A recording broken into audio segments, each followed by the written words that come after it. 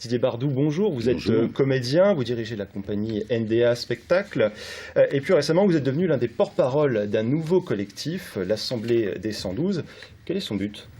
Le but, c'est le regroupement, en fait, que les compagnies du territoire, de l'ensemble de la Sarthe, sont nombreuses. On a même, en rigolant, je dis toujours qu'on était 72, mais on est beaucoup plus que ça.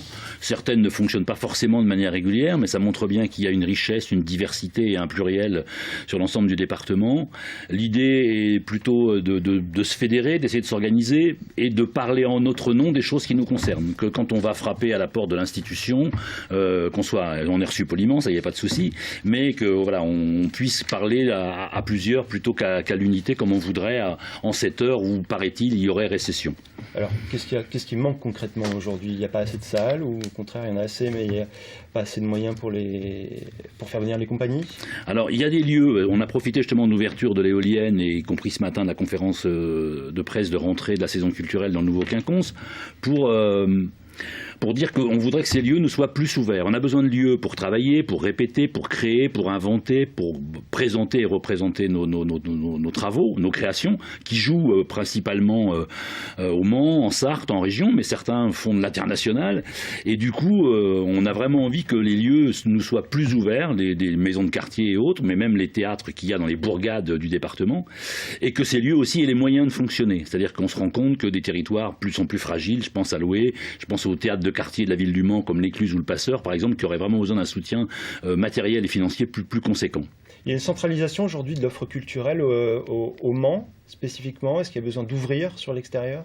Moi, je crois qu'il y a le public, il existe. Il sort, il va là où on lui propose des choses. Il est curieux, il est gentil, voilà. Et on n'est pas du tout contre les spectateurs, bien au contraire. On les connaît parce que c'est aussi le public qu'on croise tous les jours quand on anime des ateliers ici ou là entre la crèche et la prison. Il y a pléthore d'interventions artistiques sur le département, et on a envie, y compris pour le public, d'organiser à la rentrée prochaine ce qu'on a appelé chez nos manquants. Une action concrète. Ouais, une action concrète. En fait, on demande d'être co-organisateur d'une vitrine, d'un événement départemental qui ferait venir le public, qui ferait venir les programmateurs. L'idée étant effectivement aussi que la Sarthe soit un peu plus repérée et reconnue en région.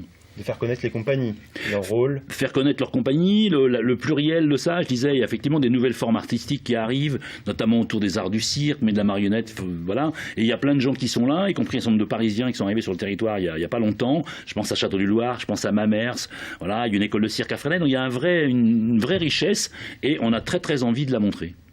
Merci.